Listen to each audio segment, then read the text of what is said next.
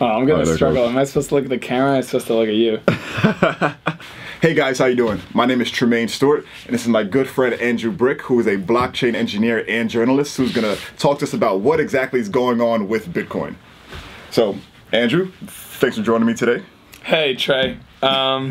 So, what is Bitcoin, blockchain, like, what is it?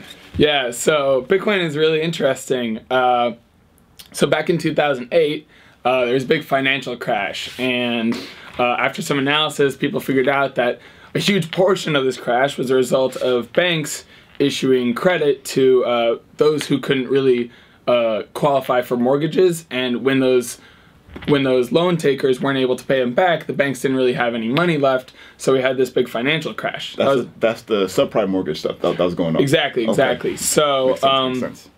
So very quietly at the same time, there was what was called a Bitcoin white paper launched online, which was an explanation of a software protocol that was launched anonymously, and it's a software protocol explaining how to create the first cryptocurrency, Bitcoin. Okay. So what's a cryptocurrency? Yeah. A cryptocurrency is a currency whereby people are exchanging digital data rather than say conventional dollars. They're trading around digital data, and a huge part of this is due to the infrastructure of the technology. No one is explicitly in charge of the tech. Okay, and how exactly does that part work? Like, how can nobody be in charge of this entity that's now worth upwards of $17,000 a coin? Yeah.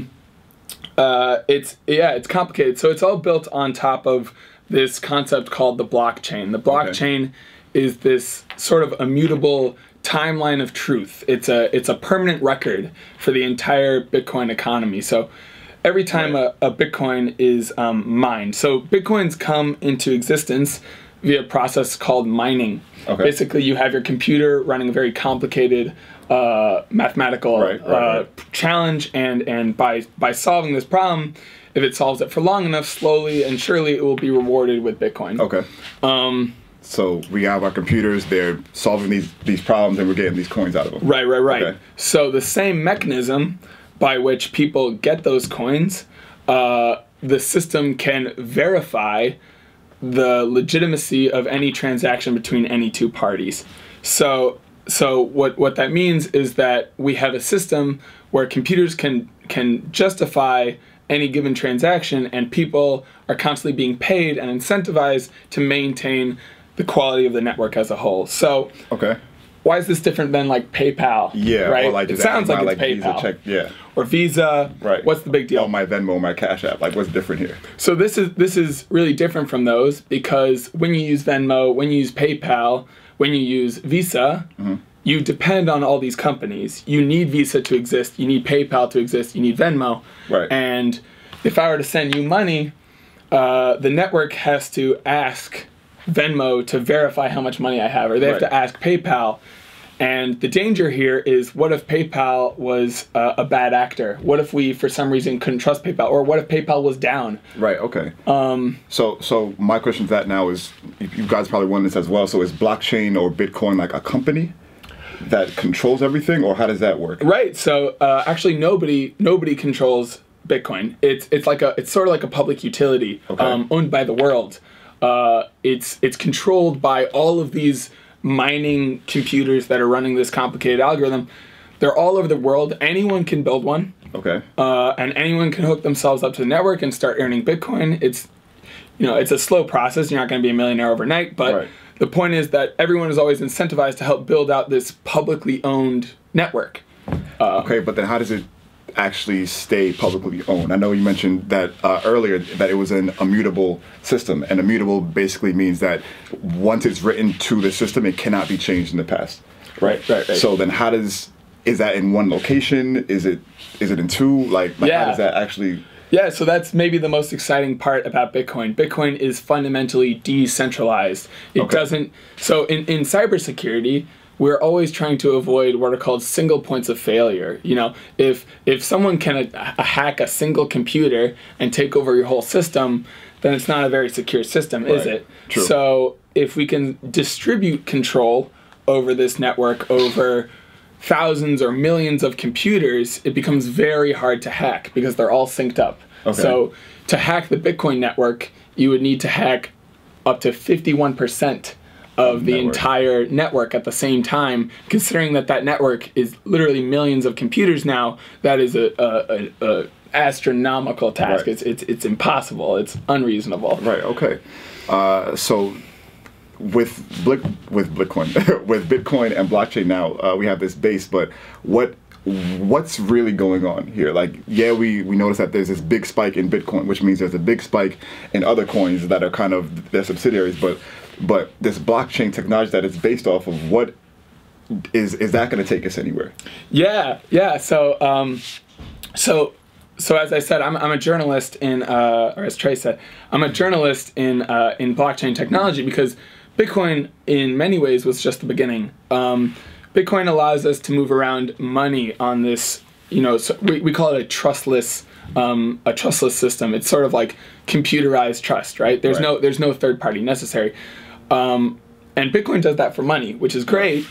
But really, this same technology, because it's built on software, can be used for any transaction of any kind. So anywhere where you require a third party to verify a transaction, we can do away with that third party now, because everyone can assume, based on the infrastructure of this network, that it's just inherently trustworthy. The network can't lie to itself. Okay, right. So we're trusting. So the reason Bitcoin has value is based off this blockchain thing, and the blockchain is all of us trusting this system to trust itself. So an analogy I like to use is it's sort of like DNA. So everyone who's running one of what we call these nodes, these mining computers, has a complete copy of the whole system, right? They have the whole permanent record, and as a result, I can't pretend to have money I don't have. Okay. Because if I try to send you money and you run a node and I run a node, your node already knows where every single Bitcoin in the entire ecosystem is located. So if I pretend to send you money, if I write some code that pretends to be a Bitcoin, your computer can already check. It already knew ahead of time, before I even sent it to you, whether or not I had that money.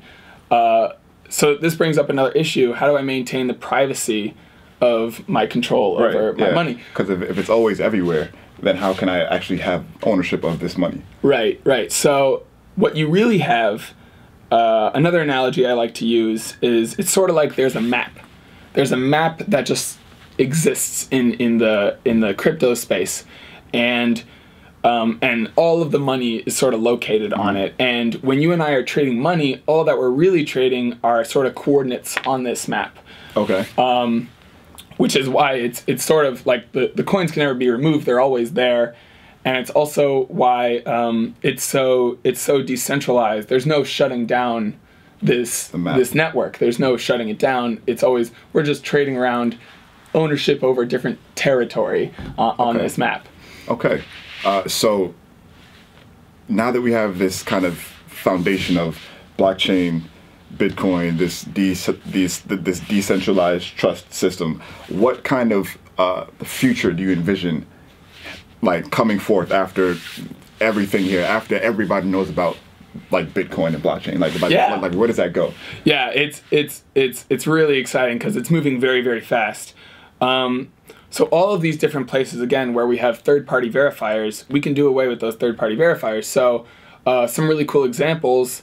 When people go and cast their votes, they punch a tab or they check a box, or they pull a lever, and we just sort of hope that our vote gets counted. We just sort of assume that whoever is helping facilitate the election is honest. But the world over, we have corrupt elections. The world over, we have miscounted votes. There's some countries where there's more votes than there are citizens. Right. Or in this past election in Kenya, the whole entire election was actually thrown out due to corruption and a very funky amount of things happening with the voting. Exactly. So what would be great is if we could create a system where we didn't need people to count the votes. We could cast them digitally. on a system that's virtually unhackable. And not only that, but we could track our vote from the moment we cast it up until it was counted all the way in the end. We don't have to hand it off to a black box. We can watch it every single step of the way. It makes elections extraordinarily transparent and efficient at the same time, which makes it really, really hard to be corrupt. That's just voting, right? So that political implications there are crazy. We also have another really, really cool example. When things get shipped across the world on regular supply chains, every step of the way, someone's going to scan a barcode on the shipping container, or they're just verifying that everything's there. And you get the notification from UPS, your package is now in Stockholm. Exactly. Okay. So if you take that tech, you could apply it to a lot of things where we don't necessarily trust the companies that we're buying goods from because they can put anything on their packaging, right? Okay. So let's say I'm a very environmentalist person. Let's say I'm really interested in the greenhouse gas emissions that it took to get the products to me, and the shipping costs of such an endeavor. In the future, we can use these same barcode scans to log the greenhouse gas emissions for every single step of the way for your goods. That way, when you get it, you'll have like a very, very official number on your packaging. And the greatest part is you don't have to trust the company that you're buying it from. It'll be associated with a publicly owned network that is publicly incentivized to be trustworthy. Right. I have reason to believe the packaging now, outside of just the profit motive of the company selling to me. Okay. Another really great example of what we can do with this technology. There's this new sort of movement in economics to it's called market socialism, I think is the best term, where there will be capitalistic corporations that are democratically controlled by their employees. Right, like Publix. Publix, the grocery store, is a great example. Also, Epic Software in Wisconsin is another great example. Nice, I know that. Yeah, really cool, right? That's cool. So these organizations are really, really cool, and I actually heard that if they can last up to 5 years, they're actually more resilient than traditional corporations. Wow. If they can make it past those first 5 years. So what's really cool about this decentralization technology is we can actually use it to facilitate the creation of these workers' cooperatives. Okay. We can make it really easy to have decentralized control over certain goods, whether those goods be material goods or companies or a knowledge bases, whatever they may be. We can create distributed trust. So that actually brings me to the next point, which is there's another very, very powerful crypto on the horizon called Ethereum, the Ethereum network. This is a good one. Okay. So Ethereum is about 3 years old now, and it was founded by a Canadian named Vitalik Buterin.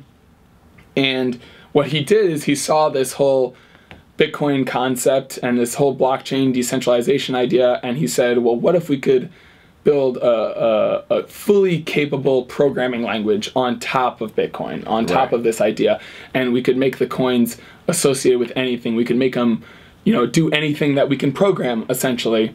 And what that allows us to do is we can create what are called smart contracts, basically automated contracts that are going to automatically follow through. Right. So you and I and some friends decide to form a workers' cooperative together, but we don't want anyone to be in charge. Of the fiscal aspect of it. Of the fiscal aspects of this company. So what we could do is we could all agree on some terms for some software, and then if, say, later we disagreed on those terms, or rather one person disagreed on those terms, it wouldn't really matter because he already consented to the original smart contract. The smart contract would then distribute the goods accordingly based on software. No one would be explicitly in charge of it. No manager could take advantage of his employees in this fashion because the contract is automated. It's gonna run no matter what we do. And that's where things get really interesting and really cool, because now you have all these systems that once had this figurehead at the top that can now be, the figurehead can be taken out, and all the information, all the money, everything can be distributed directly to the people based on the system. So think of imagine a Spotify type environment where every time you listen to music, instead of paying Spotify and then trusting them to pay the artists, your money goes directly to the artist. Something of that capacity. Exactly. Okay. And actually that brings me to a next great point, which is oftentimes we use like a lot of these verifiers, a lot of middlemen to communicate between companies and users, like Right. all over the place. And we use advertising a lot in that same respect. And what a lot of these companies do is they'll provide you a service in order to get your data and sell it to advertisers or sell it to their partners. So your data, Quick example: Facebook sells your data. Facebook that's is why they a have whole so company. much money. They give Facebook it is to a you whole free. company based on selling your data. No shade. And it's really cool that they provide this like free service, and it's very powerful. But ultimately, a lot of people don't realize we're starting to understand that your data is valuable, and Right. that every single moment you spend on Facebook, you're really paying them. So what a blockchain-based sort of Right. Facebook platform would do, and there are some similar things coming out right now, is we could create a sort of public utility Facebook where nobody's explicitly in charge, and users would get paid directly from advertisers or from companies who are trying to reach them. Users would get paid to voluntarily relinquish their data. Okay. And what's super cool about this whole thing is this technology enables us to maintain our privacy at the same time. So you could have a Facebook where, Big Brother Facebook can't be spying on you all the time. They can't fully see everything you're doing. You get to decide exactly how much you share without sacrificing whether or not you get to use the platform. And then if advertisers use your data, you get paid from it. So Yeah, you could get paid for using Facebook. Actually, That's interesting. I discovered blockchain due to a platform called Steemit, which is it's also a blockchain-based platform. It's very similar to Reddit, except that it's user-owned. All of the users are the ones in charge of the website. There's no Steemit like top level. Company thing. There's Right. not really a company. And what's really crazy about this is the cryptocurrency Steem coin is valuable because it gives you the ability to upvote and downvote people on this platform. So it has you can associate it with like a certain level of publicity. It's like a unit of publicity in a way. So that means that users who put out really good content are getting paid for it.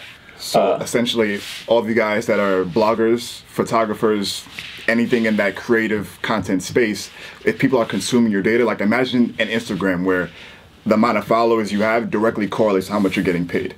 Or the amount of people that see your blog directly correlates with how much you're earning from your actual system. Exactly. Yeah, it's pretty amazing. So what might happen in the relatively near future is all of the data that you currently contribute to different systems, your location data, your Right. Facebook likes, your text messages, everything that you do online, all of that data could now be a source of revenue. Because it's already a source of revenue for someone else. So really we're just cutting out the need for that someone else. We can make it so that you're getting paid directly from the companies that are trying to sell to you. All right, Brick. We've known each other for a while now. Yeah. I'm a kind of skeptical. Like I'm a skeptical. Like at heart, I need to be real. I am an optimist. To a degree. To a degree. So honestly, like, what's wrong with the system? Because something has to be wrong. Like, where does good it to be break down? true. Exactly. Where does it break? Yeah, so there's a few limitations left. First of all, there's regulation. Governments around the world are still trying to figure out how they feel about this. And it's mixed reactions. I already know that Bitcoin is actually legal tender in Japan. And it affects different economies in very, very different ways. So the jury is out on how governments feel about this. And the tax implications are very, very ambiguous. Okay. And then the other big limitation right now is throughput. This stuff can't work as fast as the normal internet. Right. Because it's so decentralized. Because it's so decentralized, right? Okay, that makes so the more centralized the system is, the faster it can run, right? It's much easier to be like a one-man company and have your will be done than it would be to have a 10,000 person company and have exactly what you want get done immediately. Yeah, right. It's hard to move big systems, basically. And when every transaction is split up just so that it remains private and processed through a dozen different computers rather than one, it moves much slower. So these systems are still only just starting to get the kind of throughput necessary for real economic purposes. They're on the way up. They're definitely on the way up. Ethereum is probably the farthest out in front in terms of infrastructure. There's other systems that are arguably less decentralized or organized in different ways that are maybe a little bit faster, but people trust them a little bit less. Right. So it's really a trade-off game. But definitely all of these technologies are moving in the direction of they're building towards the point where they can get the kind of transactions per second that we can build like almost like a fresh economy on top. Okay, well, I guess the question of the hour of this whole conversation: do I put money into these systems? Like, people seem to be making out like bandits. Do I invest in Bitcoin? Can I buy a Bitcoin now? Ethereum, Litecoin, like, how do I get involved with what's going on here? Yeah. Do I learn how to code? Yeah, so you don't need to learn how to code. You really and it's really interesting because a lot of young people are getting investing for the first time and not in traditional stocks in this sort of abstract cryptocurrency concept. So do you invest in Bitcoin? It's a hard question. I'm not a financial advisor. Disclaimer. I'm not a financial advisor. But I play one on YouTube. But I play one. What I can tell you is that I think that the market is moving very fast in a direction that is making it very, very valuable. And is giving a lot of credence to why this kind of technology is powerful. It's also a little difficult right now to convert something like dollars or euros into Bitcoin. Right. There aren't so many avenues by which to do that. I know that Coinbase is the most popular app. That's actually now the #1 app on the iPhone store, so far as I know. And that's one way that you can like buy Bitcoin with a credit card. There aren't so many ways yet, but it's pretty seamless. There's a few more. I think there's Ether Delta. There's something called local Bitcoins where you trade Bitcoins. You give someone money and they like just send you digital money in person. Okay. So the real question is, do you invest? And the answer is, I think that the market is moving vastly, like very, very quickly in a positive direction. You shouldn't invest more than you can afford to lose. Obviously. But do your research. Definitely some of these cryptos are going to be very, very valuable in the future. And you know, they're laying the foundation for a very new kind of economic system and to some degree a political system as well. Okay. All right. Well, that is basically what we have for you guys about Bitcoin, blockchain. Once again, my good friend Andrew Brick here. And that's kind of all we have for you. Hey, man. Thanks for having me. Appreciate it. We have to get this guy to the airport right now because he's flying back to St. Louis, yeah? Yeah. Right. St. Louis. Crazy. Okay. I'll post this video on YouTube. If you guys have questions, comments, we can do that in the comment section. I'll give Andrew some access, see if he wants to hop in and answer some of your questions, and we'll take it from there. Yeah. All right. See you later. That was great, dude. Right. That was cool. That was very clean. There's probably a good. Here's the question though. What? If you're gonna edit out a few of those parts, where do you like cut it?